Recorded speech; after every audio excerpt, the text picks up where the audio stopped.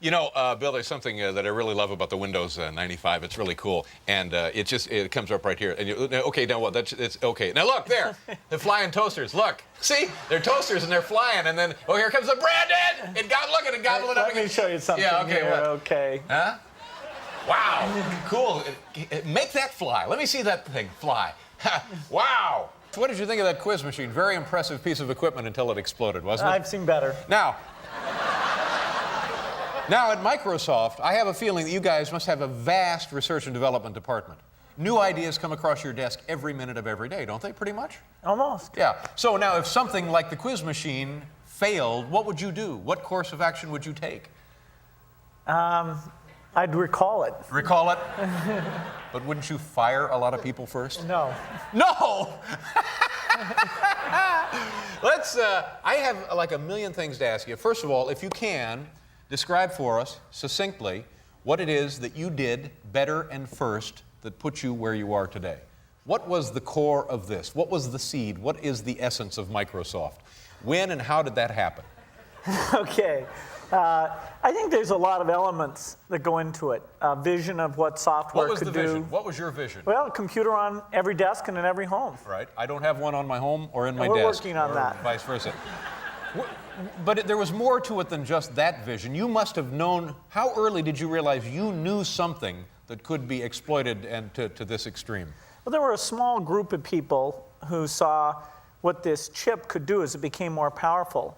And we sort of felt like a special group because we were all working on it. And we thought someday these big computer companies are going to have a huge problem, and this thing is going to reach out to the entire world. But every year we just kept hiring more people working on it. It's been 20 years since we started it, and we're not really to the full realization of that vision even today. Yeah. But this came to you more or less when you were in high school. You were so far ahead of people in your high school class with knowledge of computers that the school hired you, didn't they? That's right. I did the school scheduling. It was a very nice position to be in. And how did you make that work to your advantage? Well, we had 80% boys and 20% girls. Right. But in my classes, they were all girls. Just you, because you worked the schedule into the... There you go.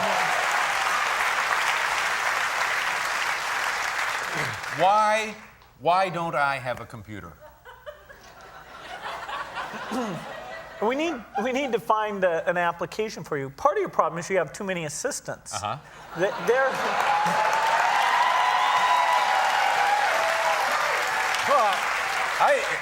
I like having assistants. Well, they're like human computers. They're doing everything for you. Right.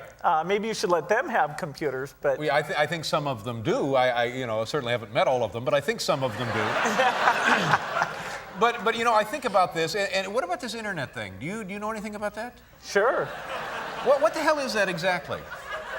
Well, it's become a place where people are publishing information. Right. So everybody can have their own homepage. Companies are there, the latest information. It's wild what's going on. You can send electronic mail to people.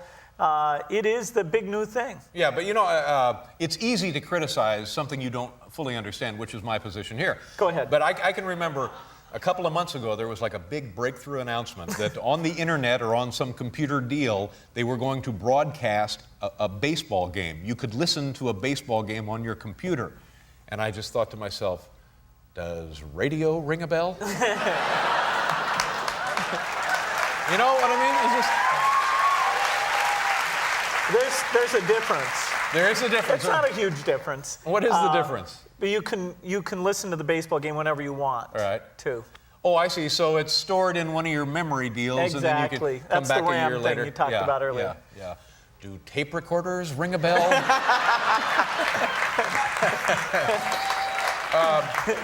Yeah, I just don't know. What can you, just knowing me the little you know me now, what am I missing here? What do I need? Well, if you want to learn about the latest cigars or auto racing statistics. Well, I've got that covered. I subscribe to 2 British magazines devoted entirely to motorsports, and I call the Quaker State Speedline about 2 times a half hour. So now, would the computer give me more than I'm getting that way? Oh, you can find other people who have the same unusual interests you do, and.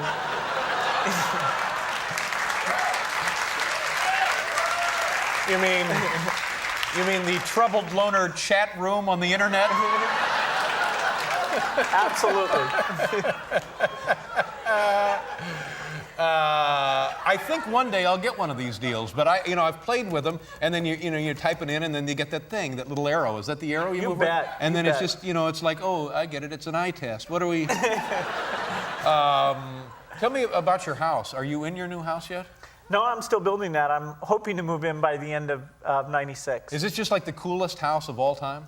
For me, it's the coolest house of all time. What are the things that you've designed for the house that really you're very excited about? Well, I've got a trampoline room that I can go and use. A trampoline room. That's right. This is like an actual trampoline or like a computer trampoline? Non-virtual. This is This is the real deal. Sure. And you have artwork that can be changed? Right, I have very high quality screens throughout the house, and so I can call up. I can take a topic like scientists or Russia or Renaissance paintings, and so different ones of images related to that topic will come up, and wherever I go, you get those high quality displays. Man, how many square feet is this? Well, it's fairly big. What are we talking about? Oh, more than 50,000 square feet. 50,000 square feet? This theater is not that big, Bill. It's got different parts. It's got a place where I can entertain. Oh, well, that's good. You don't want to cheat yourself on that. Okay. Is there something now beyond what we understand about computers that, like 20 years ago, we didn't fully understand computers? Is there now another level of something? Maybe we haven't even thought of it. Maybe it's not even possible. Maybe, a whole different mechanism, a whole different software and hardware? Or is this going to be it now through the end of time? Mostly what we're working on now is the computer being a tool to help us learn or find other people with the same interests. Eventually, we may figure out how to make the computer think, but that turns out to be a very tough problem. In fact, there's been almost no progress made on it. So nobody knows when that'll happen. Some people think it'll never happen. Yeah, we don't want them to think, do we? Not really, I wouldn't think. It's a scary thought. Yeah. It's too bad there's no money in this, too, isn't there? Just a shame. The book is called The Road Ahead. And Bill, thank you very much. I can't thank you for your help here with the big quiz machine tonight.